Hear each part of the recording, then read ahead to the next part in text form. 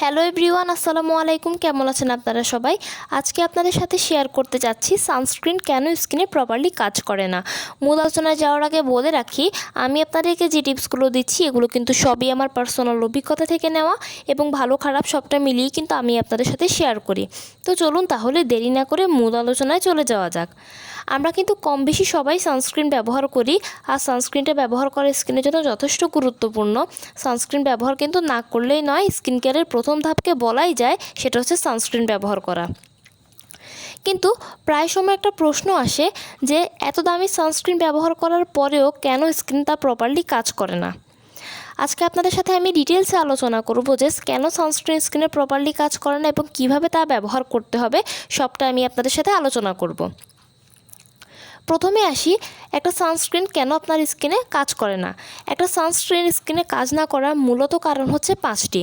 প্রথম কারণ হচ্ছে সঠিক পরিমাণে সানস্ক্রিন ব্যবহার না করা, দ্বিতীয় কারণ রিইউজ না করা, তৃতীয় কারণ ময়শ্চারাইজার ইউজ না করা, চতুর্থ কারণ এসপিএফ প্রপার না থাকা, পঞ্চম কারণ ফেস ভালোভাবে ক্লিন না করা।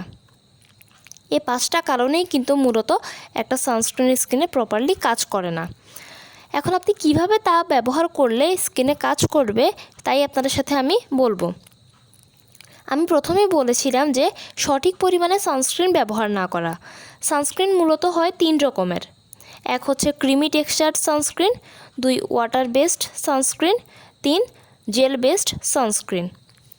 যেসব সানস্ক্রিনগুলো ক্রিমি টেক্সচার আছে ওই সানস্ক্রিনগুলো আমরা একটু কম পরিমাণে ব্যবহার করি।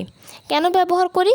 আমরা চিন্তা করি যে একটু দামি সানস্ক্রিন কিনেছি, অনেক দিন এটা যাবে, অল্প অল্প ব্যবহার করি। কিন্তু এই জিনিসটা কিন্তু একেবারেই ভুল ধারণা।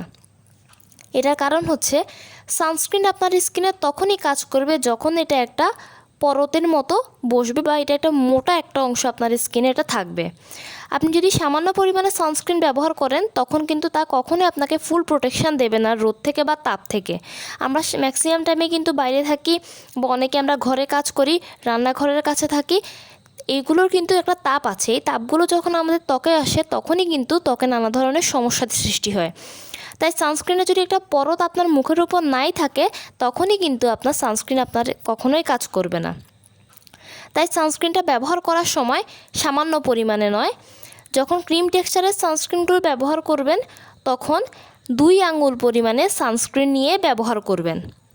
2 আঙ্গুল পরিমাণে সানস্ক্রিন নিয়ে যদি ব্যবহার করেন তখনই কিন্তু তা আপনার মুখের উপরে একটা মোটা একটা পরত সৃষ্টি করবে, আর তখনই কিন্তু যদি সূর্যের অতিবেগুনি রশ্মি আসেও তা কিন্তু স্কিনে ঢুকতে পারবে না। এবারে আসি জেল বেসড সানস্ক্রিন নিয়ে। যেসব সানস্ক্রিনগুলো আছে জেল বেসড, ম্যাক্সিমাম টাইমে দেখা যায় যে কিছু কিছু সানস্ক্রিন আছে যেগুলো একটু জেল বেসড হয়, ওই সানস্ক্রিনগুলো আপনারা 1 চামচ করে ব্যবহার করবেন। কারণ জেল বেসড সানস্ক্রিনগুলো একটু স্টিকি টাইপের হয়, তখন এগুলো একটু কম পরিমাণে ব্যবহার করলেও চলে। তাই একটা চামচ নিয়ে সেই চামচের 1 চামচ করে আপনারা জেল বেসড সানস্ক্রিনগুলো স্কিনে ব্যবহার করবেন। এবার আসি ওয়াটার বেসড সানস্ক্রিন নিয়ে। যেসব সানস্ক্রিনগুলো একটু ওয়াটারি টেক্সচারে আছে সেগুলো কিন্তু 2 চামচ করে ব্যবহার করবেন। কারণ ওয়াটারিগুলো একটু অনেক লাইট ওয়েট হয়, তাই এগুলোকে একটু বেশি পরিমাণে ব্যবহার করতে হয়। দ্বিতীয় কারণ বলেছিলাম রিইউজ না করা। সানস্ক্রিন কিন্তু আমরা সবসময় একটা সময় ব্যবহার করি, সেটা হচ্ছে আমরা বাইরে যাওয়ার আগে ব্যবহার করি বা হয়তো রান্নাঘরে কাজ করার আগে আমরা ব্যবহার করি, আর সারাদিনে আমরা কোনোভাবেই ব্যবহার করি না।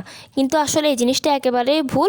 সানস্ক্রিন ব্যবহার করার সঠিক নিয়ম হচ্ছে 2 ঘন্টা পর পর। 2 ঘন্টা পর পর যদি আপনি সানস্ক্রিন ব্যবহার করেন তখনই কিন্তু তাই স্কিনে ভালো একটা কাজ করবে।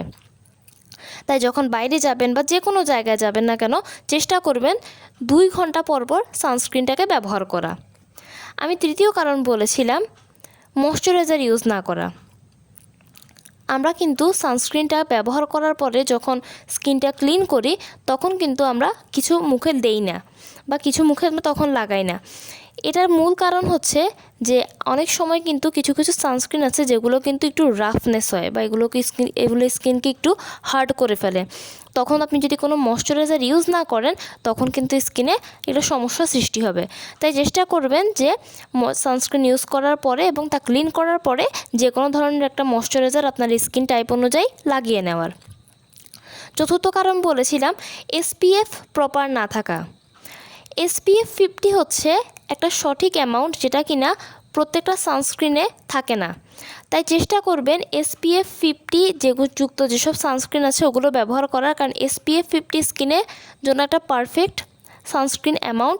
তাই সবসময় ব্যবহার করবেন SPF 50 জাতীয় সানস্ক্রিনগুলো। পঞ্চম কারণ বলেছিলাম স্কিন প্রপারলি ক্লিন না করা। সারাদিন যখন মুখের উপরে সানস্ক্রিনটা থাকে এবং বাসায় আসার পরে যদি আপনি এটাকে ভালোভাবে ক্লিন না করেন তাহলে কিন্তু আপনার পোর্সগুলোকে এগুলো ব্লক করে দেবে। এটার কারণ হচ্ছে কয়েকটা পরতে বা কয়েকটা স্তরে স্তরে সানস্ক্রিনটা আপনি যখন ব্যবহার করবেন তখন কিন্তু এটা মুখের উপরে একটা মোটা একটা আর্দ্রতা সৃষ্টি করে ফেলবে। তাই আপনি চেষ্টা করবেন যে ফেসটাকে খুব ভালোভাবে ক্লিন করতে, কোনো ধরনের সানস্ক্রিন যেন স্কিনে না থাকে। এগুলো থাকলে কিন্তু স্কিনে যথেষ্ট পরিমাণে ক্ষতি হবে, আর পোর্সগুলোকে যদি ব্লক করে দেয় তখন স্কিনে নানা ধরনের সমস্যা দেখা দেবে। তাই চেষ্টা করবেন ফেসটাকে খুব ভালোভাবে ক্লিন করে ফেলতে। আর এভাবে করে যদি আপনারা ব্যবহার করেন সানস্ক্রিন তাহলেই কিন্তু আপনার স্কিনে খুব ভালোভাবে কাজ করবে। তাই চেষ্টা করবেন এই নিয়মগুলো ফলো করে সবসময় সানস্ক্রিনটা ব্যবহার করার, আর এভাবে করে ব্যবহার করলেই কিন্তু স্কিনের সানস্ক্রিন প্রপারলি স্যুটও করবে।